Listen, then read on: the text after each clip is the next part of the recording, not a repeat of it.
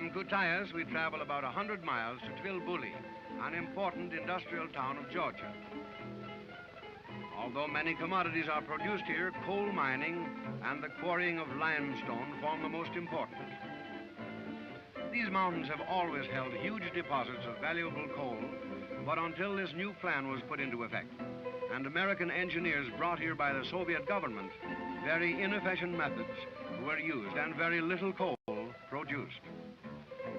Now they follow rich coal veins deep into the mountain's depths.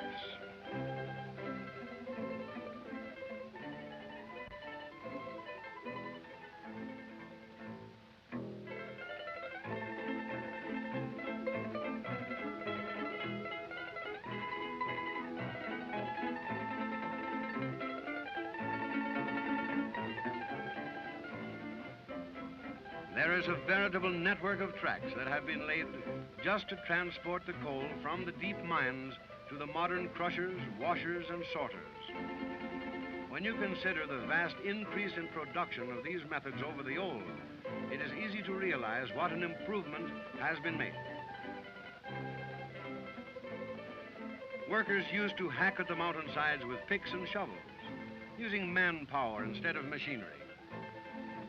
In the place of powered equipment, they used the mountain streams to turn the wheels and to carry, screen, and wash the coal.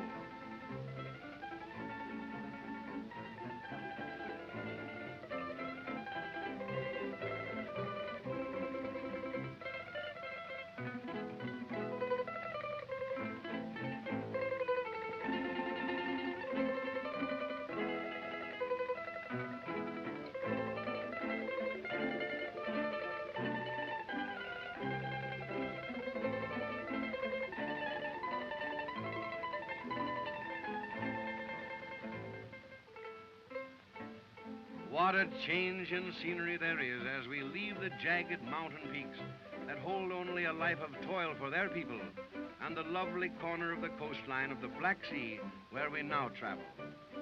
Gagri, in the lowlands, is closely embraced by the mountains and sheltered by them.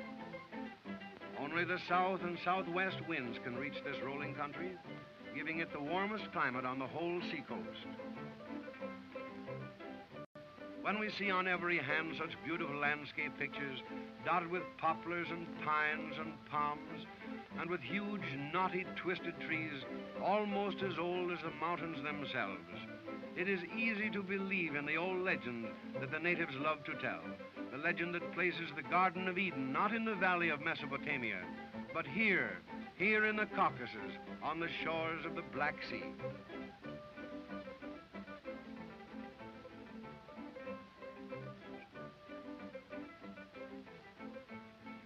On our way to Batumi, as we pass through Sukhum, where there are many sanatoriums and health resorts and government reserves. You see, throughout all its changes, Russia has held to a constant study in the matter of scientific experimentation. The climate of this section is so suitable for research that here we find a magnificent botanical garden where study puts agriculture on a scientific basis. And for 25 years, they have been experimenting in the crossbreeding of animals. The results of these experiments with monkeys, baboons, gorillas, and apes have been so successful in creating not only better breeds of animals, but in aiding mankind in the medical field, that the government has seen fit to appropriate even more money for their continuation.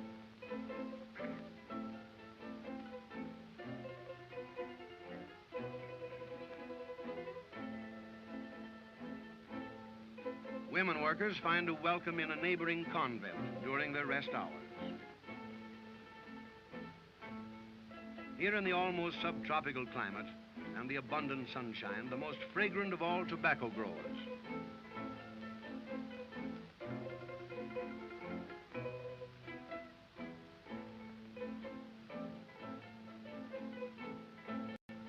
This is Turkish tobacco. The leaves are smaller than our American tobacco, and each leaf is hand-picked and then cured in the open sun.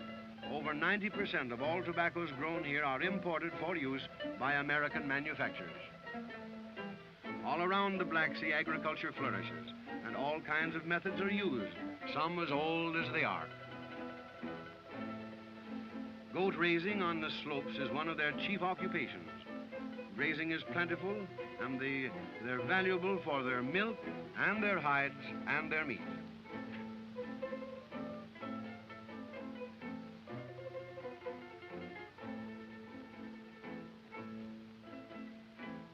On this trip along the coast of the Black Sea, we were very fortunate. We are soon to come upon a scene that could happen only once in a lifetime. The Ajarian women of the Batumi section are largely of Turkish descent and of the Mohammedan faith, and they have lived for centuries, cramped by old family traditions. While many have torn themselves loose, largely through the efforts of the Ajarian Women's Club, whose activities have been ceaseless, today we are to pass a celebration of the unveiling of many more women, a celebration to further the emancipation of heavily veiled but beautiful Ajarian girls.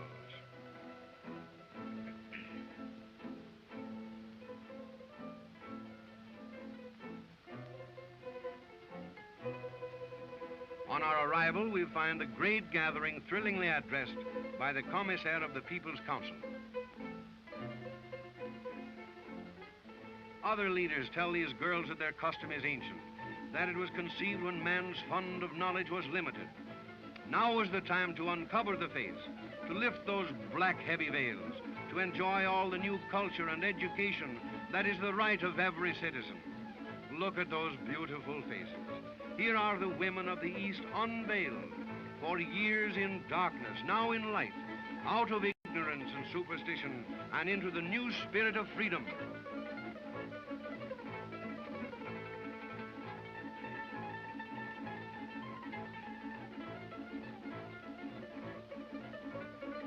After the unveiling, we lingered to watch the joyous festivities. This was a great day, a glorious day, feasting, singing, and dancing.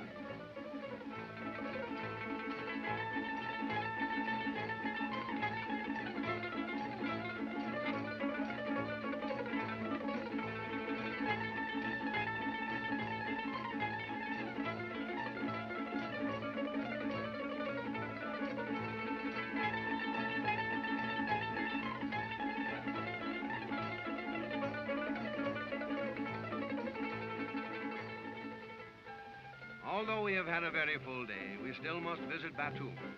For there we are to take boat across the Black Sea to the Crimean resorts. Batumi is one of the greatest seaports of the Near East, and it is the cultural center of the Ajar Republic. The city life has a European aspect, with its sidewalk cafes and its crowded business street and its busy stalls.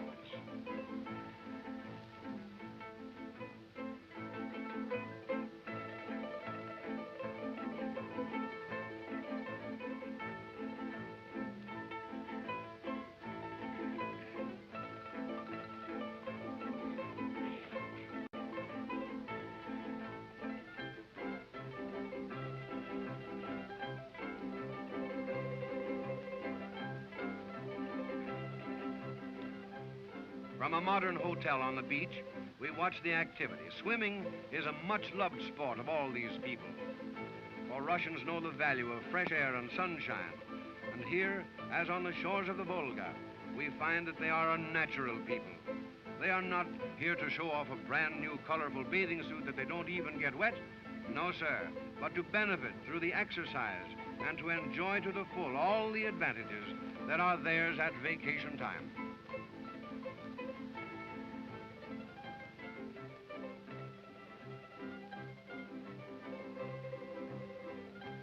From this beach, as we look back toward the Caucasus, we can see an endless panorama. The sun, the sea, the exuberant plant life, and the mountains make an ever-changing but an ever-beautiful picture resembling a vast natural garden. It is with memories of the eternal snow-capped mountains, the rolling plains and the sheltered seashore that we leave the Ajar and board a coastwide steamer that is to bring us to our next Russian port, a Black Sea paradise, the Crimea.